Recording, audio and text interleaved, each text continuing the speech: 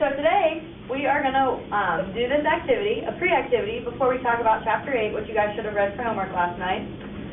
What we're going to do is there's a list of vocab words on here, and if you know the vocab words, you're going to circle 4. If you don't at all, you're going to circle 1. So for example, number 1 means I've never heard the term before, ever. And that's okay to circle, we just want you to be honest with us.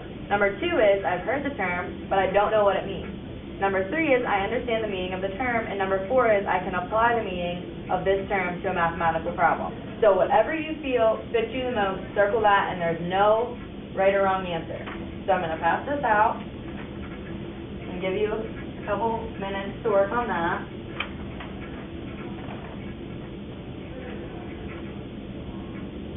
And please do this on your own. Don't ask for a partner's help.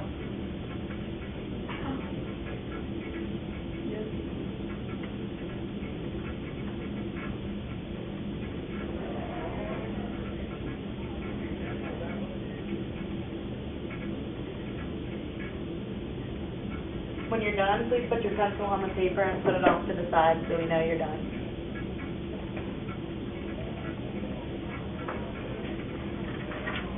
Okay, so now Ms. Bauer is going to read you a book. Let me go grab a chair. I got you. I feel like Mother Goose. All right, everybody. We're going to read this book called Counting on Frank. This book kind of uses regular language to introduce you and make you feel more comfortable to math concepts. And as 7th graders, maybe sometimes math concepts are a little bit hard. You guys all struggle with math sometimes? I try to. Yeah, so I feel like this might help you manage the fears a little bit, and then we can relate it back to Chapter 8 that we read for homework. So Counting on Frank by Rod Clement.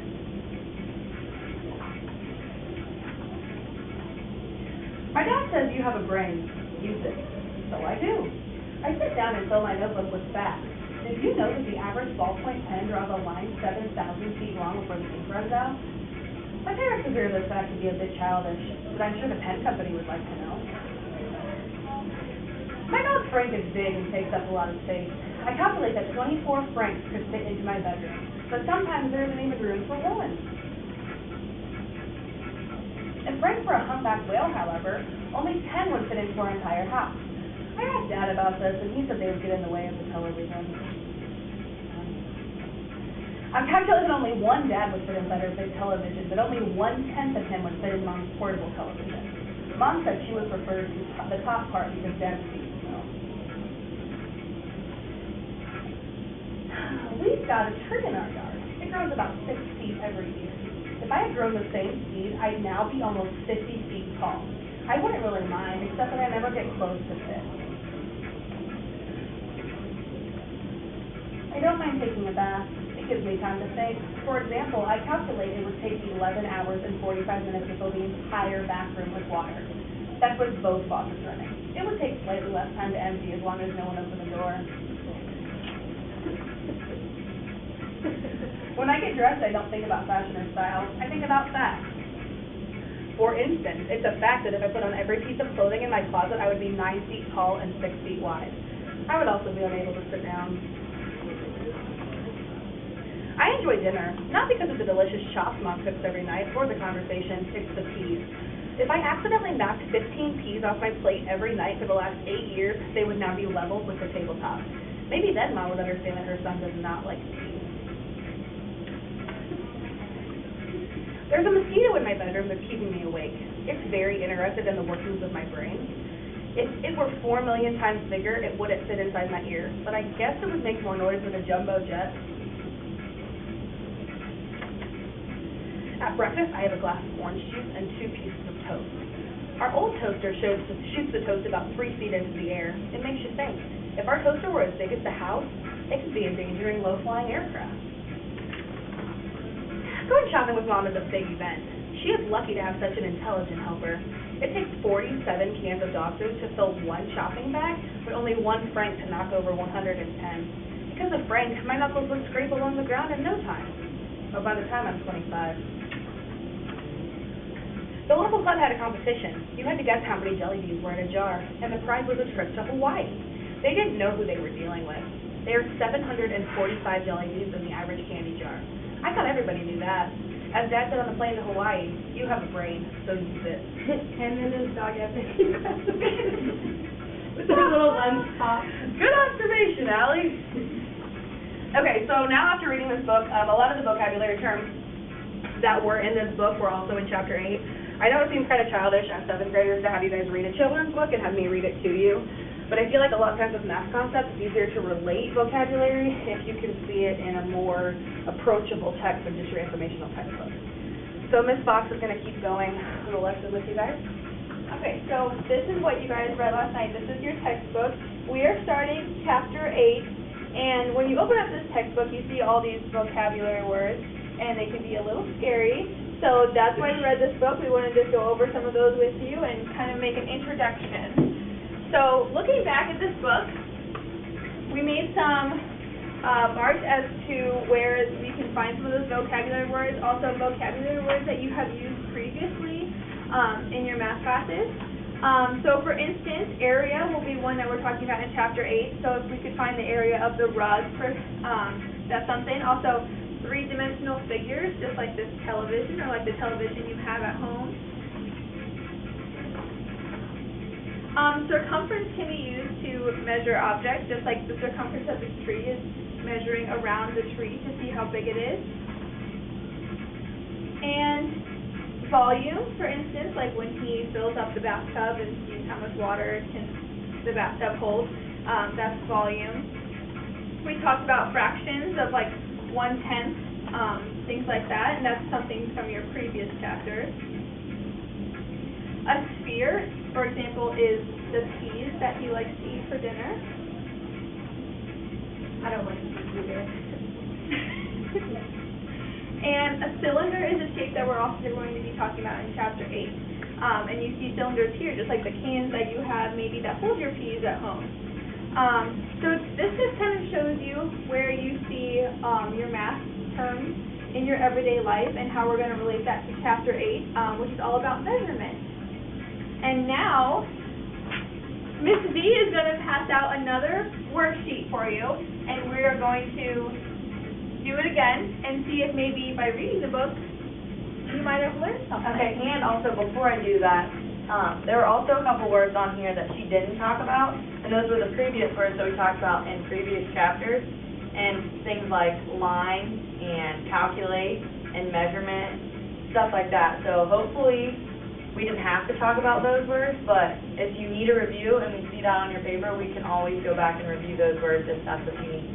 And after you guys finish, we're going to go over it as a group. You guys can kind of discuss and talk and see maybe what things you guys need more elaboration on. So.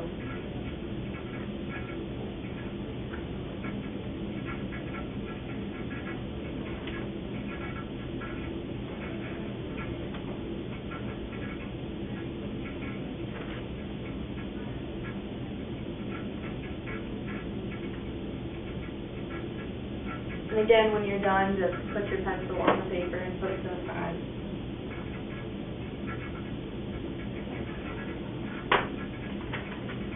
Okay, you guys are all done. Now that you guys have finished doing this, we're kind of going to talk about it as a group.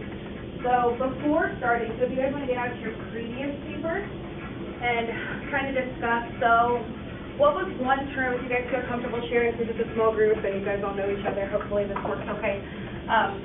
Which terms on here, before reading the book, did you not feel comfortable with at all? Like you could not define these words to anybody? I think fear.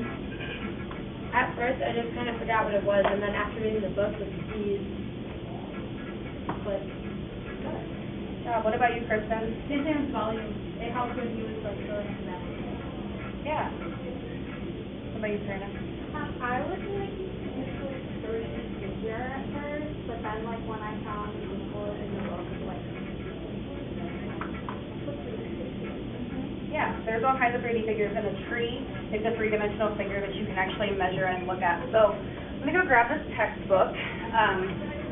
and that book was very boring to read, but that book helped way better. Yeah.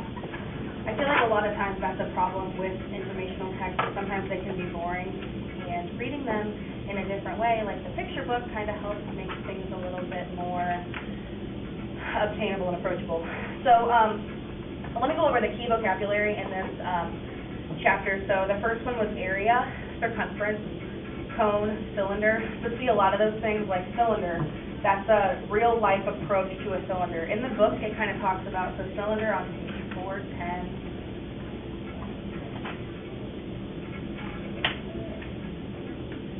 A cylinder has two congruent parallel bases that are circles. So in that book, for example, the can, so you can actually see, you can open the can, circle on the top, the circle on the bottom. Not just See, on that the picture drawn in the that definition textbook. didn't mean much to me until we did it. Yeah. Right.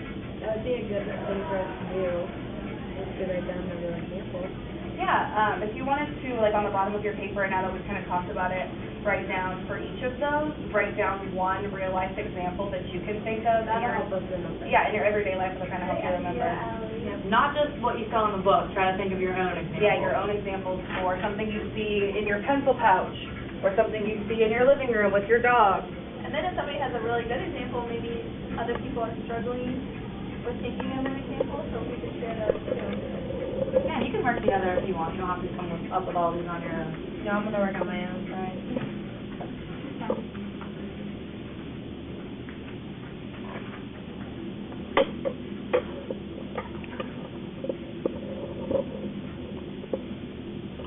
Got some really good examples.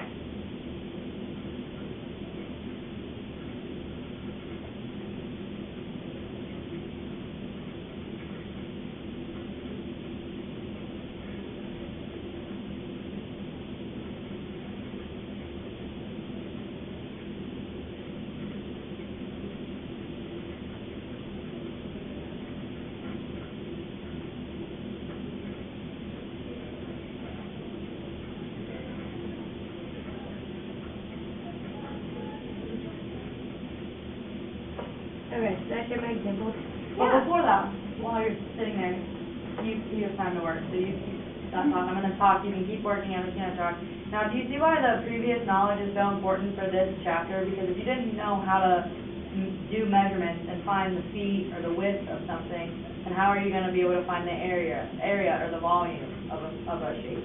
So that's just something to think about how prior knowledge, you can't just get through a chapter by memorization, you have to actually learn things. So it's like optimistic, I guess. Yeah. Your prior knowledge is a huge part. You don't just learn one chapter today and then forget it tomorrow. Everything is kind of interrelated throughout our textbook. Our sixth grade teacher never taught us how to make connections. Really? That's a shame. But now I know. Now you know. Now you get it. Do you guys understand why making connections are important? Yeah. Yeah? So do you guys want to share some of your examples that you guys came up with? Okay, so for fractions, I think about cooking. Good one. For the sphere, I think about my dog's can of food. For the volume, I think of the size of my dog. For the area, I think of the amount of space my dog takes up. For the 3D figure, I think of my dog. For feet, I think it's the distance my dog runs to get his tennis ball. For calculate, I think how many times my dog eats a day. For measurement, I think of how much food my dog gets to eat a day. For line, I think what my dog isn't good at walking. For circumference, I think of the size of my dog's food bowl, and for cylinder, I think of a dog toy. Wow. Isn't a can of food not a sphere? Good observation. A sphere is something that's round like a baseball. Maybe you could say your dog's tennis ball. Good. Teamwork. See, Allie, how they kind of help you get to the right answer when sometimes you may not be on the right track? That's my answer. What about you, Krista? Did you have anything different than what Allie had? No, not really. Not really? You had every single example the same, that means she cheated. They weren't exactly the same, but they're not much different. Well, let's hear them. Okay, so for fractions, I had baking cookies, like measuring. For sphere, I had a baseball. For volume, I had how much fills up a cup. For area, I had the screen on my TV. For the 3D figure, I had the TV. Feet, how long my bed is. Calculate, using a calculator. Measurement, finding out how long something is. Line, this one side of my TV. Circumference, the distance around a cookie. And for cylinder and can. Good. Very good. What about you, Serena? For fractions, I have a pie. Okay. Oh, nice. We should make pies Yeah. and then make fractions and eat them. That comes on Pie Day. Okay. Always. March 14th. For sphere, I have a beach ball. For volume, I have like a water jug, just filling up the water jug. For area, I have a rug. A 3D figure, I have a box. For feet, I put how tall I am. Calculate, figure out the price of the shirt I want to buy. Measurement, I have a ruler. Line, I put a road, a road. Circumference, I have the distance around my pool. And for cylinder, I have a can of corn. A Oh, can very of nice. I thought of something really good. Yeah. So I've been eating these Timbits. What shape is that, Allie? It's a sphere, yeah. Don't you think it's interesting that because you all are different people and all had different background knowledge, all of your examples were just a little bit different based on what you like and what you do and what you see around you? My little dog. Well, because like Allie's not really into her dog, and like Serena's more really into things that she did in her daily life, so it's kind of interesting. And Allie clearly likes food, so she's able to see the sphere in the Timbits that she's eating. You're such a good teacher. You always pay attention to me.